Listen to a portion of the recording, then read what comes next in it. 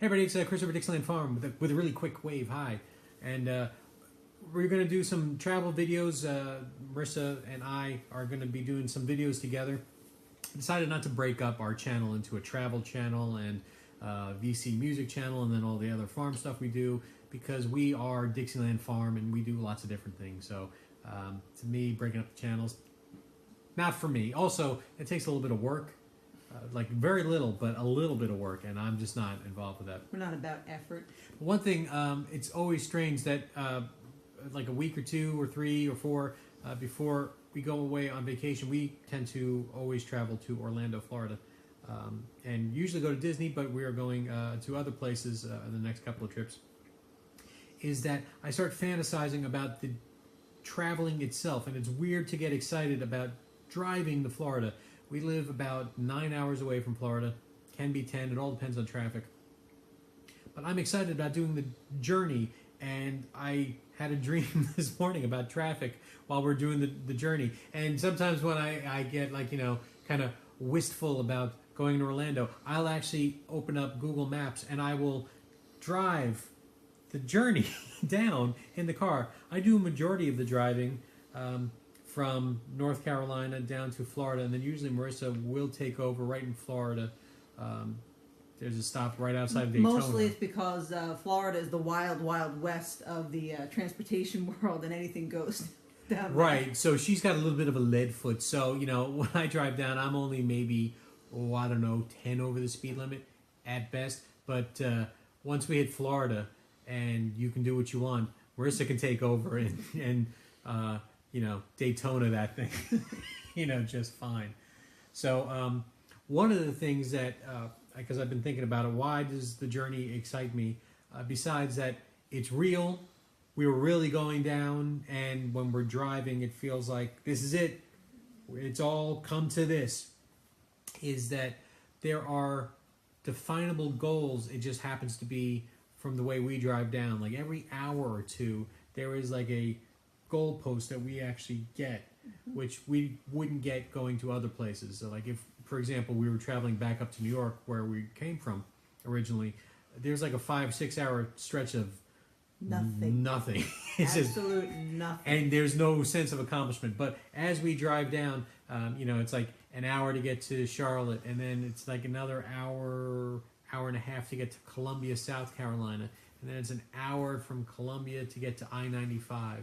And then from I-95 in South Carolina, all of a sudden the Pine Barrens will come up.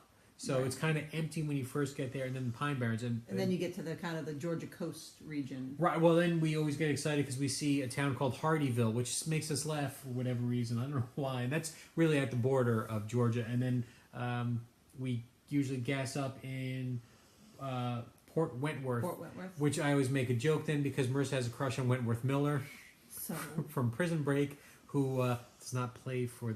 no. So right, Anyway. So, would not be interested in my missus, if you understand. And then there's Jimmy DeLoach, The Jimmy DeLoach Freeway.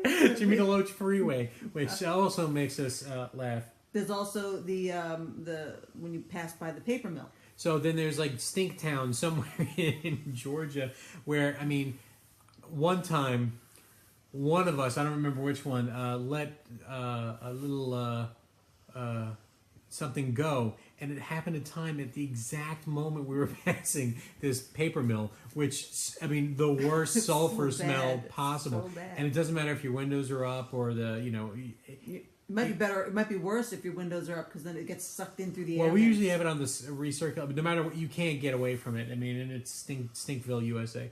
And then you hit Florida, and it's always odd to me that you can get like a thimble full of orange juice at the Welcome Center, which is, I guess, makes sense, but I don't understand anybody going, let's pull over and get our thimble full of orange juice. Of 90% pulp orange juice. I'm glad it's there, but still. And then, of course, we're in, once you get to Jacksonville, so again, like you see all these clips are about like every hour or so. Jacksonville, it's like, it's not that far now. Right, and then we also discovered the bypass through Jacksonville to get around it's like the it's a bypass. Instead of having to go straight through Jacksonville on 95, you take 295, which kind of skirts around the outside of the city. But again, takes you where all the shipping yards and there's cruise ships and the Right. big And you cargo ships and over the big pretty bridge over there. It's kind Right, it's got the one bridge. It's got that center support Mm-hmm. thing. Right, yeah. So instead of like having the two, it's got the one with the that's neat, Mm-hmm. and that kind of drops you off right by Murray Brothers Golf. So the not I guess Bill Murray, and then I can't What's remember his name? the one from Scrooge, and there's Brian Brian Murray? Doyle Murray. But no, the one from Scrooge is named something else. Oh, is it? But anyway, they own a golf club, but it's just a thing, and you go, oh, Bill, and you think of Bill Murray, And you can't help but do the little, the groundhog dance from. right from Caddyshack, Caddyshack. sure. And then I-4, and that's when you start seeing the Disney signs and the Universal signs, and you're like, all right, now we're getting serious here, and it's only an hour away, depending on traffic. Right, and then you're all excited until you slam right into the Orlando traffic. And there's no getting around. It doesn't matter what time of day you get there. Does not what matter. day of the week. It can be. It's like trying to drive through downtown Atlanta. It can be bad or it can be awful, but and it's all under construction. Though we're excited when we go near Altamont Springs, where it's got the big abandoned building that they started building this building that looks sort of like an air conditioning vent. No, it's supposed to look like a ship sail, doesn't it? It looks like an air conditioning vent because they didn't really finish it, and it's been empty for years, and so it's like. It's like the Florida eyesore. But it's so much money got put into it, they can't knock it down. I mean, it's useful if somebody just bought it, but it just wouldn't support, I guess. So seeing that is, another quick landmark. Mm-hmm. And then the Amway Center, because I don't know why they still have the naming rights for Amway. Does anybody buy Amway? No. I don't think so. So if you don't even know what Amway is, so it's like a direct marketing thing where you would invite your friends over, like Tupperware, I guess, and con them into buying crap from a catalog that they could have bought cheaper at a store. Good quality products, from what I understand. I don't know, but then there we are, and then we are home, our home away from home. So we're at Disney or Universal or elsewhere. So again, so the journey is and the drive back, you would figure, it would be it would take forever, but it doesn't. I guess for the same reasons, because every hour you're getting a little closer to home, and we're still buzzed about being just on vacation and thinking about it. And when we're driving down, I'm listening to Howard Stern. Marissa usually falls asleep because. Stern has that there's something about the timbre of his voice puts me to sleep. Unless he happens to have somebody on who's very funny. For the most part, I kind of doze off. He's got that kind of deep, bassy voice. We'll listen to Disney podcasts, and I'll listen to music, and we've got plenty of entertainment on the way down, and on the way back, we'll listen to a different podcast because usually it's been a week, and there's new stuff on. So that's it.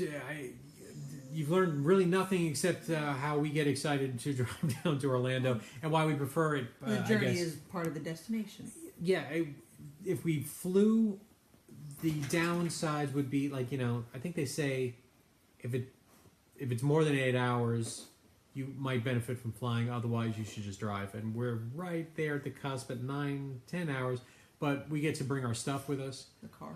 And we get to have a car. So, and Marissa does not like flying at all anymore.